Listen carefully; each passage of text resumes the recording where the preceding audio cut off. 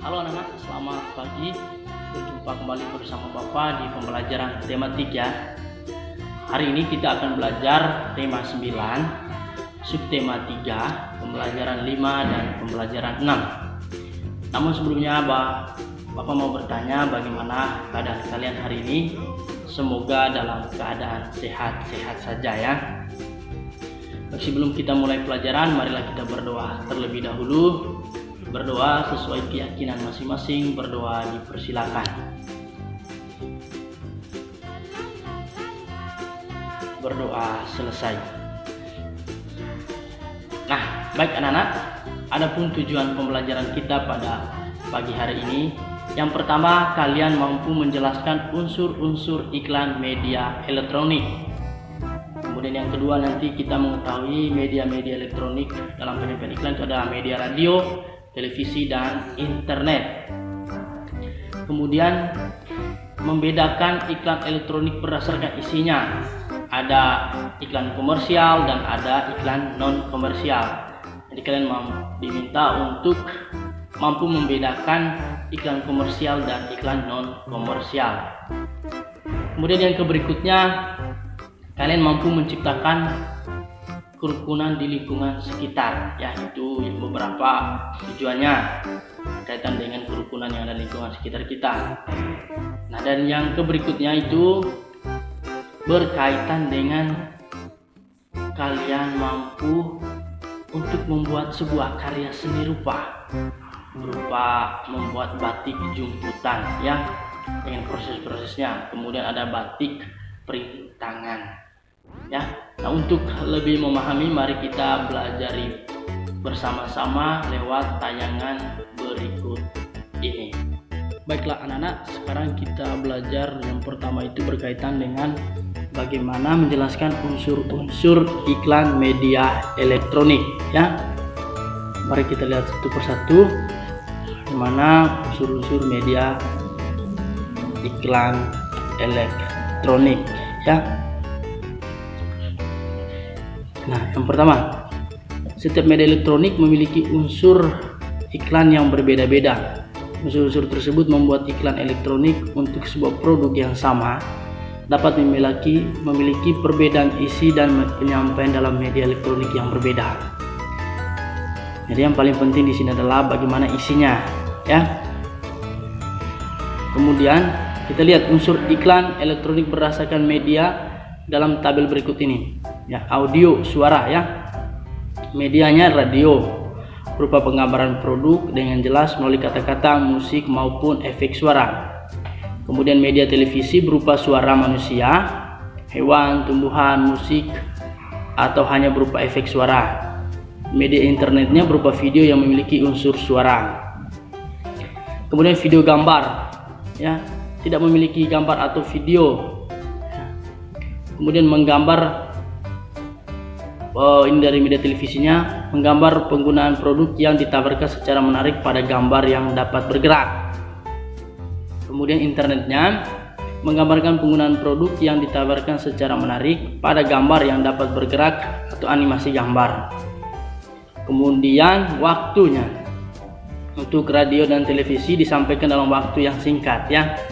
Sedangkan dalam internet itu dapat disampaikan dalam waktu yang singkat atau diletakkan pada posisi tertentu dalam halaman websitenya. Kemudian bahasa yang digunakan ya, menggunakan bahasa formal ataupun informal ini ya, dari ketiga medianya, radio, televisi, dan internet. Kemudian kalimat yang singkat dan padat sehingga mudah dipahami ya. Kemudian yang terakhir adalah menarik. Ini beberapa unsur iklan elektronik berdasarkan media dalam berbagai tabel ini ya, media radio, televisi, dan internet. Kemudian membedakan iklan elektronik berdasarkan isinya ya. Berdasarkan isinya, iklan dapat dibedakan menjadi dua jenis, yaitu iklan sebagai berikut. Yang pertama, dia iklan komersial ya. Iklan komersial itu berisi mengenai informasi suatu produk, barang, atau jasa yang ditawarkan kepada masyarakat ya, berisi mengenai informasi atau produk barang ya. Kemudian iklan non komersial. Iklan non komersial berisi pemberitahuan atau informasi kepada masyarakat, ya. Layanan masyarakat juga itu termasuk iklan non komersial. Nah, ini produk ya yang sering kita jumpai dalam televisi, ya. Sering muncul iklan komersial.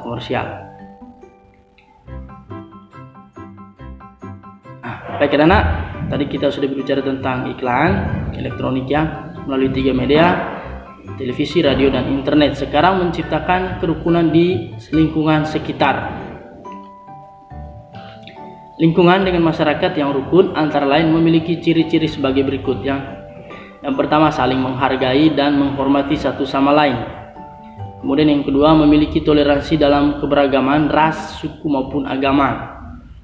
Yang ketiga, memiliki kesadaran sosial sehingga dapat saling bekerja sama dan tolong menolong.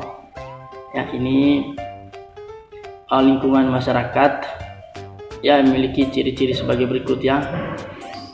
Ini untuk menciptakan suatu keamanan dan kerukunan di suatu lingkungan masyarakat.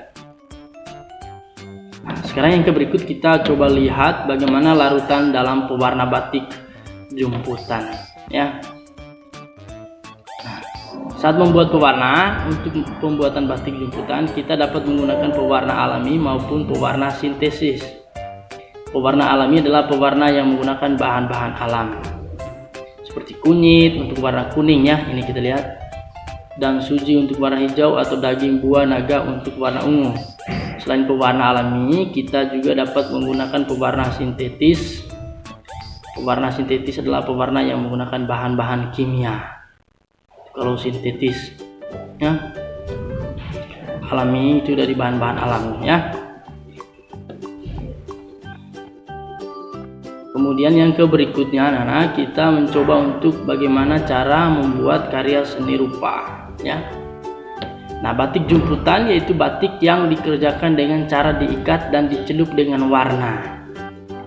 Tidak seperti batik tulis. Batik ini tidak menggunakan malam, tetapi kainnya diikat atau dijahit dan dikerut dengan menggunakan tali, ya. Tali berfungsi sama halnya dengan malam, yaitu untuk menutup bagian yang tidak terkena warna. Ini batik jumputan, ya. Nah, ini kalau kita lihat, ya, batik jumputan. Ini contohnya. Perendaman di dalam larutan pewarna adalah salah satu tahapan membuat batik jumputan. Ini, ya, direndam. Di sini kita ikat dengan tali supaya yang diikat ini tidak terkena oleh warna ini, ya.